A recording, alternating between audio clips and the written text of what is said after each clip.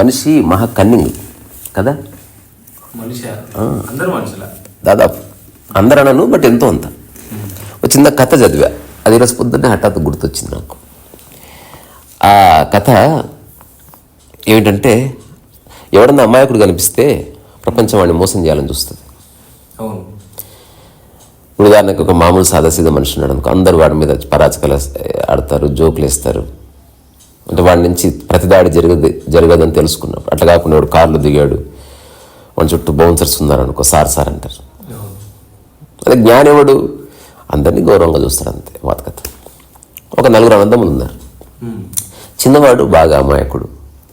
తండ్రి చనిపోతూ అరే చిన్నవాడు కొంచెం కేర్ఫుల్ రా, వాడు అమాయకుడు, వాడు అల్పప్రాణి, చూసుకుంటానే మంచిగానే, వాడు చదువుకోకపోతే దానికి మేమా అని వీళ్ళు ముగ్గురు అన్నారు. అంత తండ్రి చనిపోయాడు. చనిపోతూ చెప్పాడు, ఆస్తిని 4 సమానంగా పంచుకోండి.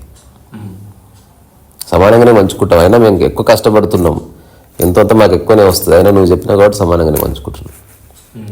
పెద్ద మనుషులు వచ్చారు, అంతా ఈ ముగ్గురు ఆగడమే. చిన్నోడు మాట, నువ్వేమి రా మాట్లాడుతున్నావు, మా తర్వాత పుట్టినావు, నీకు తెలుసా మాకు తెలుసా, ఎట్లయితే అట్లలే అన్న, మీకు తెలుసులే, మీరు తండ్రి తర్వాత తండ్రి లాంటి వాళ్ళని వాడు చెప్పాడు.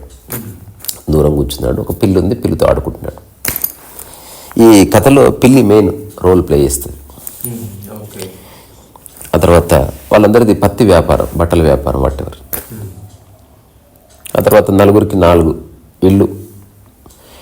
చిన్నవాడికి అంత పెద్దది ఎందుకు, చిన్న రూమ్ చాలు అని చెప్పేశారు. ఏమిరా మరి మీ అందరూ అట్లా అంటున్నారు, అందరూ ఎట్లా చెప్తే అట్లనే. ఆ తర్వాత వాడికి 1 రూమ్ ఇచ్చారు. తర్వాత పత్తి ఏదైతే పండిందో 4 భాగాలు చేశారు. చేసిన తర్వాత ప్రతి వీళ్ళ రూమ్కి పక్కన గోడౌన్ కూడా ఉంది, దాంట్లో పత్తి బట్టలు ఇవన్నీ పెట్టుకున్నారు. తర్వాత చెంబులు గ్లాసులు అన్నీ పంచుకున్నారు. అయిపోయింది. చిన్నవాడికి ఇంకా పెళ్లి కాలే, పెద్దవాళ్ళందరికీ పెళ్ళిళ్ళు అయినాయి. మళ్ళీ అట్లా కూడా కొంచెం ఎక్కువ ఆస్తి తీసుకున్నారు, వాటెవర్ కథ కాబట్టి తీసుకున్నారు అనుకుందాం. ఇప్పుడు చివరిగా వచ్చిందంటే పిల్లి ఎట్లా పంచుకోవాలి. అంటే నేను పెంచుకుంటా లేదన్నా, ఏమిరా అది అందరిదని తెలియదా నీకు, అందరం పాలు పోసి పెంచినాం, అందరికీ అదంటే ప్రేమ, అది నా దగ్గరికి వస్తుంది, వదిలిన దగ్గరికి పోతుంది, నీ దగ్గరికి వస్తుంది, అందరి దగ్గరికి వస్తుంది. నువ్వు ఒక్కడివి పెంచుకుంటావు, నువ్వు స్పెషలా, నువ్వు పెద్ద మనుషులు చెప్తారు, పెద్ద మనుషులు పిల్లిని ఎట్లా పెంచుకుంటారు స్వామి, ఇంకో 3 పిల్లలు తెచ్చుకొని పెంచుకోండి ఇట్లా చెప్పారు. అంతలో ఒక పెద్ద మనిషి ఏం చెప్పాడు, ఏమి లేదయా, మీరు అసలు ఏం చేస్తారు అంటే, ఏం లేదు, దానికి మంచిగా మసాజ్ చేసుకుంటాం, అది మా దగ్గర వచ్చి ఆడుకుంటుంది. ఇట్లా ఓ పని చేయండి, 4 కాళ్ళు 4 పంచుకోండి. సో 4 ఆ 4 కాళ్ళని ముచ్చట తీర్చుకోండి, ఇంతే సింపుల్, ఇందులో ఏముంది అంట. ఆలోచించి మరి ఆహారం అంటే 4 రోజు లేదా రోజుకు వారానికి ఒక్కొక్క వారం ఒక్కొక్కరు, కానీ 4 కాళ్ళు మీ 4గురివి. వాడు అన్నాడు, నేను బాగా డబ్బున్నవాడిని, పెద్దవాడు అన్నాడు, నా కాళ్ళకి నేను బంగారు ఉంగరం పెట్టుకుంటా. పెట్టుకో, 4 కాళ్ళు ఫ్రంట్ లెగ్ నీదే కదా. లెగ్స్ విషయంలో కూడా గొడవ వచ్చింది. పిల్లి ముందు భాగంలో ఎడమ పక్క నాది ఎట్లయితే రా, కుడి శుభ సూచకం కుడి నాదన్నాడు. ఓవరాల్గా పంచుకున్నారు. తర్వాత చివరి వాడు అన్నాడు, నా దగ్గర డబ్బు గిబ్బు ఏం లేదు, నేను దాన్ని మంచిగా చూసుకుంటా అన్నాడు. వాటెవర్ అందరూ అయిపోయారు. ఇప్పుడు నడుస్తుంది, వారానికి 1 రోజు చూసుకుంటున్నారు, కానీ పిల్లి ఎవ్రీడే అందరి దగ్గరికి వెళ్తుంది. వాడు బంగారు ఉంగరం దొడిగాడు, ఒకడేమో చిన్న మువ్వలు కట్టాడు పిల్లి కాళ్ళకి, ఇంకోడేమో కాళ్ళకి ఇంకేదో చేశాడు. ఈ చిన్నవాడు ఏమీ చేయలేదు, ఆడుకుంటున్నాడు, పాడుకుంటున్నాడు, నడుస్తుంది కథ. ఇది ఇలా ఉండగా పంటలు బాగా పండాయి, పత్తి వచ్చింది. చిన్నవాడికి ఇచ్చే 10% ఇచ్చేశారు. వాడు అన్ని పనులు చేస్తున్నా, వాడికి ఇవ్వాల్సింది ఇవ్వకుండా సగం ఇస్తున్నారు, కొంచెం ఇస్తున్నారు, వాటెవర్. ఇప్పుడు ఆ చిన్నపిల్లవాడి ఆ తమ్ముడి యొక్క పిల్లి కాలు ఉంది కదా, అంటే ఎనికి కాలులో చివరి లాస్ట్ కాలు, దానికి దెబ్బ తాకింది. అప్పుడు వాడు ఏం చేశాడు, దానికి బట్ట కట్టి దానికి కొంచెం కొబ్బరి నూనె అది రాసి ఉన్నాడు. ఇప్పుడు ఒక అర్ధరాత్రి ఒక వింత జరిగిందనమాట. ఆ పిల్లి నడుస్తూ ఉంటే దీపానికి ఆ కాలు తగిలింది, దాంతో ఆ కాలు అంటుకుంది. వెనుక ఉన్న కాలు, వీడిది కాదు, అంటే వీడిదైన కాలు, పిల్లి కాలు ఆ పిల్లి కాలుకి పత్తి చుట్టాడు కదా, దానికి దెబ్బ తాకిందని. దానికి కొంచెం కొబ్బరి నూనె ఉంది, అది ఆయిల్ ఉంది కాబట్టి దీపానికి అంటుకుంది. పిల్లి భయపడి ఏం చేసింది, దీంట్లో పరిగెత్తింది. ఇది మన పత్తి. సో పత్తి అంతా కాలిపోయింది, తమ్ముడు కూడా కాలిపోయింది. కట్ చేస్తే నీ కాలు వల్లనే పత్తి అంతా కాలిపోయింది, అందుకని మొత్తం పైసలన్నీ కట్టేయాలి అన్నాడు. అప్పుడు తమ్ముడు అన్నాడు, నేనేం చేస్తానయ్యా, దాని కాలు దెబ్బ తాకితే పత్తి వేసి కట్టినా, పాపం అది పరిగెత్తి భయానికి మొత్తం పత్తి అంతా కాలిపోయింది, దాన్ని నేనేం చేస్తా చెప్పు. ఇవన్నీ కుదరదు. దెబ్బ తాకింది ఎవరి కాలికి, పత్తి దేనికి కట్టినావు, నా కాలికి కట్టినా, మరి దానికి అంటుకున్నందుకే అది మొత్తం అంటుకపోయింది, అందుకని నువ్వు బరాబర్ ఇవ్వాల్సింది. మొత్తం ఆస్తి లాగేసుకుని మళ్ళీ పెద్ద మనుషులు వచ్చారు. ఏం దాడి చేస్తున్నారు వాళ్ళ మీద. ఎట్లా చూసినా పెద్ద మనుషులు, అవునరా మరి నీ కాళ్ళే తగలబడే, మీ అందరు చెప్పిన దాంట్లో సత్యం ఉంది అంటే, ఒక పెద్ద మనుషులు ఇట్లాంటి దానికి కాదు, తెనాలి రామకృష్ణ దగ్గరికి పోదాం, మనకు అర్థమైతే లేదు ఏదో ఉంది, పెళ్లి చేసిన తప్పుకు వీడెందుకు నాశనం చేసుకోవాలి లైఫ్ని, అట్లీస్ట్ పెద్దది ఇంకా మహారాజ్ చెప్తే అయిపోతుంది. సరే అని మహారాజ్ దగ్గరికి పోయారు. తెనాలి రామకృష్ణుడు విషయం ఏమిటంటే మొత్తం చెప్పారు. సరే తీర్పు రేపు చెప్తా, అందరు రాపండి అండి. వచ్చిన తర్వాత తెనాలి రామకృష్ణ ఏం చెప్పాడంటే, మీరు ముగ్గురు ఈ మీ తమ్ముడి పత్తి ఏదైతే ఉందో మొత్తం కట్టియాలి, దాంతోపాటు అతన్ని మీరు బాధ పెట్టారు అది కూడా కట్టియాలి, దాంతోపాటు మొత్తం మీ స్టోరీ తెలుసుకున్న తండ్రి సమానంగా ఆస్తి పంచుకోమంటే పంచుకోకుండా మీరే ఎక్కువ పంచుకున్నారు, అది కూడా తిరిగి ఇచ్చేసేయాలి. అప్పుడు మిగతా ముగ్గురు అన్నలు ప్రొటెక్ట్ చేసారు, ఊరులు కూడా ప్రొటెక్ట్ చేసారు. అట్లట్లా వాడి కాలికి దెబ్బ తాకింది అంటే, వాడి పిల్లి కాలికి దెబ్బ తాకింది, ఆ కాలు అంటుకుంది, దాంతో మొత్తం పత్తంతగా తగలబడ్డది.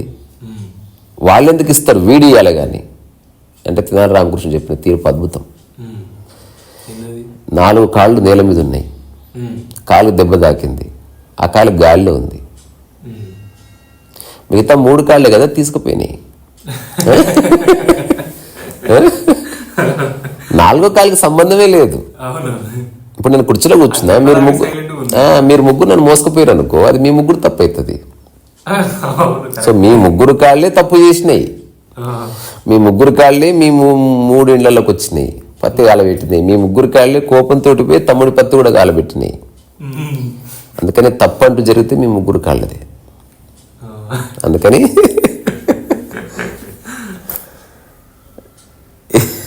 ఇట్లాంటిది ఇంకో కథ ఉంది, షెర్లాక్ హోమ్స్లో కూడా ఉంటుంది అనుకుంటే ఈ కథ.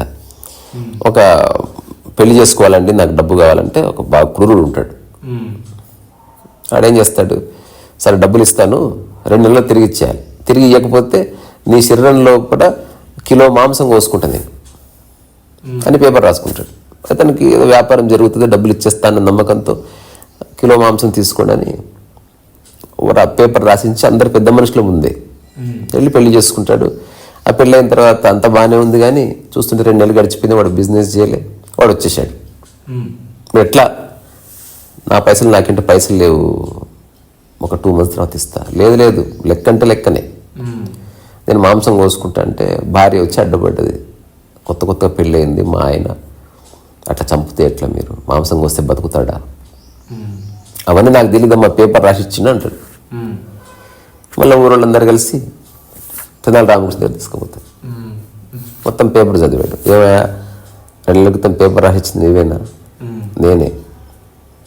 నీ యొక్క అభిమతంతోనే రాసినావు, ఎవరి బలవంతం లేదుగా? లేదు. ఏమమ్మా నీకు తెలుసా పేపర్ రాసినట్టు? మీ ఆయన తెలుసుండి చెప్పాడు నాకు. ఆయన చెప్పాడు కదా, ఇందులో మోసం ఏం లేదు కదా.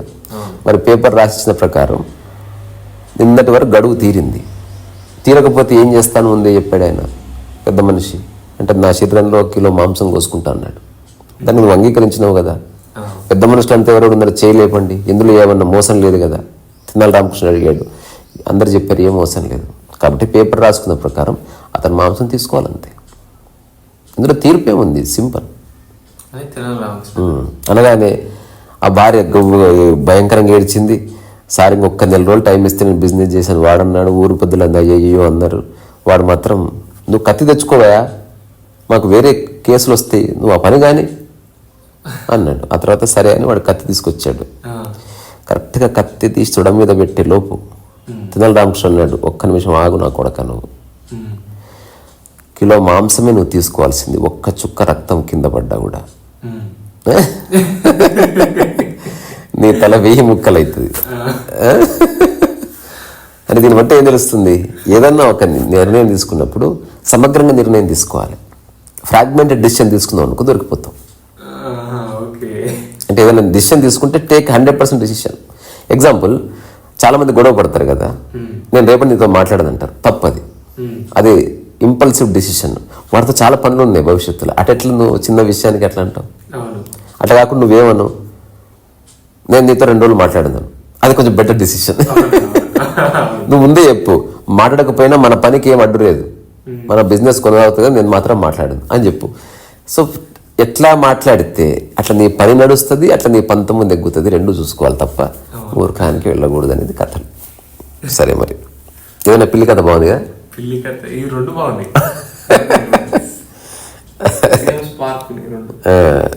ఇంకో కథ కూడా ఉంది కానీ చెప్పకూడదు అది.